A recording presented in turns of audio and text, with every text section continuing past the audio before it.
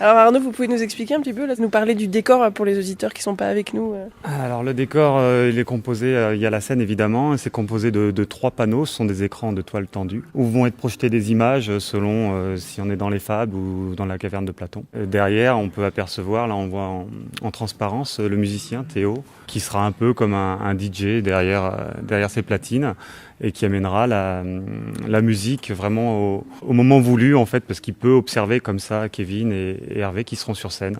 Voilà, et puis avec toute la lumière qui est faite au-dessus par Noémie.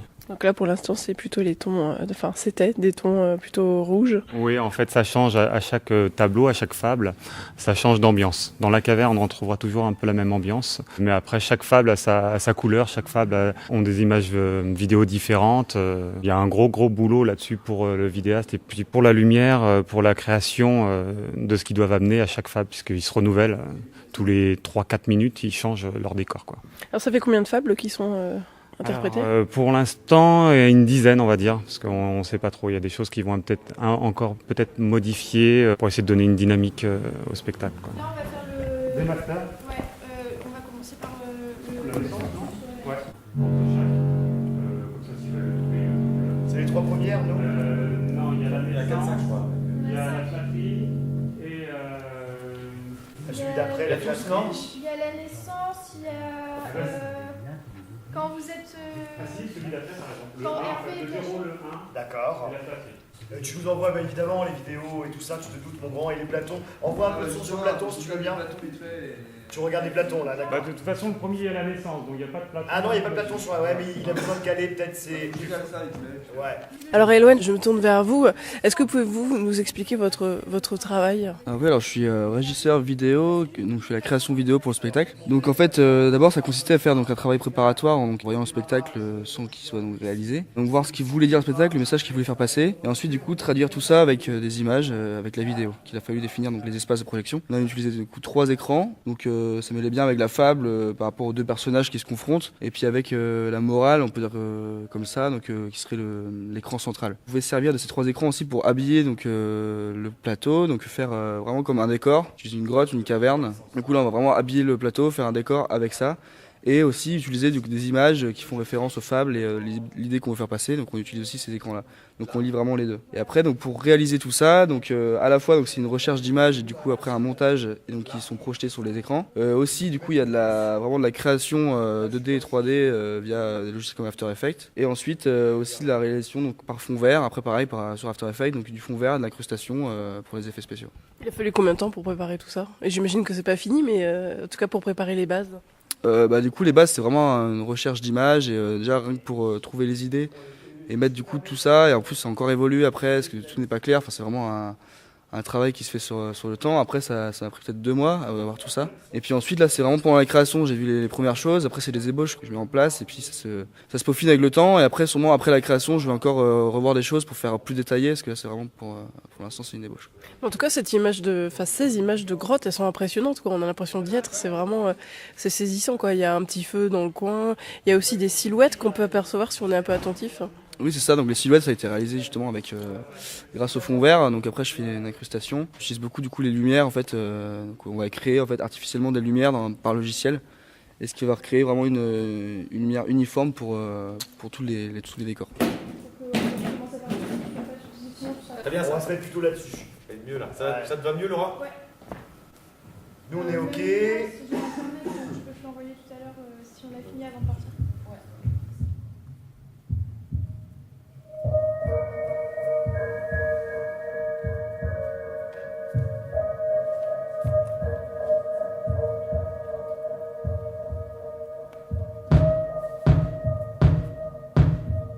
Alors Théodore Lefebvre, vous êtes un petit peu, j'ai envie de dire, l'un des hommes de l'ombre de ce spectacle, puisque vous êtes derrière les 3 écrans. Vous êtes DJ, hein, c'est ça? C'est qu'on peut vous présenter comme ça? Sur ce spectacle, c'est un peu différent. Là, j'ai du matériel informatique et du matériel électronique, donc ça peut ramener à ça. Mais là, je suis plus en tant que compositeur. avec du travail sur du sample en fait. Il y a eu un travail de fait, le metteur en scène nous a envoyé des fables et un texte qui s'appelle La caverne de Platon. Et ce que j'ai cherché à travers ça, c'est de mettre une ambiance de couleurs. Donc j'ai passé une journée à enregistrer des sons sur un piano. Là pendant le spectacle, je réutilise ces sons, je les redistore, je rajoute des synthétiseurs, etc. Mais le DJ fait plus un son qui est déjà préparé. Alors que là, il y avait une vraie volonté de travailler en live, en fait, avec les comédiens, avec les mouvements et avec les fables. Ouais, c'est-à-dire que là, justement, vous êtes derrière les 3 écrans, mais vous pouvez voir le spectacle et les mouvements des comédiens. Et ça doit être hyper riche aussi en termes de créativité. Complètement. Au niveau de la scénographie, c'était intéressant de trouver ce tulle qui permet à la fois de projeter des images et qui me permet d'être derrière et de voir les comédiens. Donc en fait, en fonction des mouvements, il y a quand même une chorégraphie qui est assez précise, parce qu'en fonction des représentations, ils sont plus ou moins rapides, donc il faut pouvoir suivre. Après, si vous voulez, au niveau de la créativité, ça permet d'être très flexible en fait, avec les machines directement en live. C'est vrai qu'au niveau de ce qu'on peut voir sur le plateau, de la danse, ça amène beaucoup de variations, des débuts, des fins qui peuvent être plus lentes, plus accélérées. Donc voilà. C'est difficile de résumer un peu la création que vous avez pu faire sur ce spectacle parce qu'il y a vraiment toute sonorité, tout univers, c'est un peu ça ? On a essayé quand même de... Oui, effectivement, c'est difficile de l'expliquer comme ça. En plus, c'est vrai qu'on est en pleine... Bon, c'est la 3e semaine, mais c'est quand même...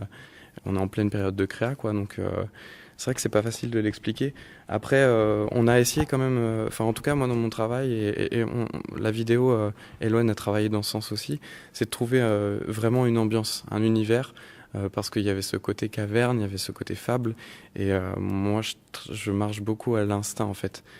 Moins à l'intellectuel, et donc j'essaie de trouver vraiment des choses qui sont des couleurs en fait. Mais c'est pas parce qu'il y a des couleurs différentes qu'on peut pas avoir un ensemble qui correspond en termes de couleurs, c'est-à-dire qu'il y a des couleurs qui sont plus pastel, des couleurs qui sont plus vives. Moi je sais que sur ce spectacle-là, au niveau de la musique, je suis sur des tons très, très mélancoliques, très tranquilles, et à la fois il y a quand même un fond assez lourd avec une musique électronique qui est profonde, qui permet ça en fait, avec les enceintes, etc. Ça permet de faire des sons qui sont plus complexes.